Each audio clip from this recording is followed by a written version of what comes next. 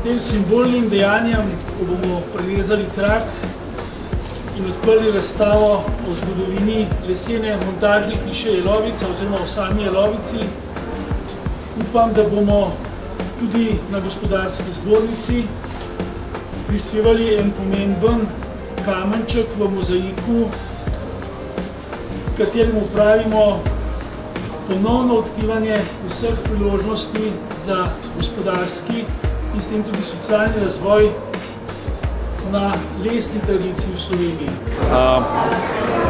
Danes smo priča 70-letnici družbe, ki je soustvarjala tudi slovensko gospodarstvo.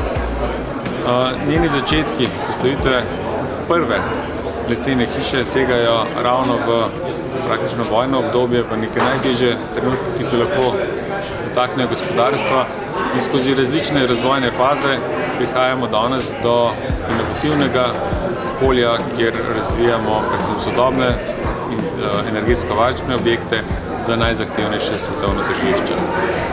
Z ekipo sodelavcev, kjer gojimo tako tehnična kot druga strokovna znanja, danes predstavljamo največjega slovenskega izvoznika nizkoenergetskih hiš. Na to smo zelo ponosni.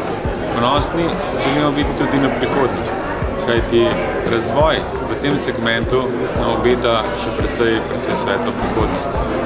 Več kot to, vidimo se več kot samo prihodnost za slovensko lesno industrijo, vidimo v celotnem spektru zagotavljanja produktov z lastnostmi energetske varčnosti, narejenih iz okolju prijaznih materialov. In tu vidimo priložnost za predstavitev Slovenije kot države, ki se ukvarja z zeleno industrijo, ki ima dovolj naravnih bogastev in veliko naravnih virov in znanj, da lahko na tem področju tudi uspemo.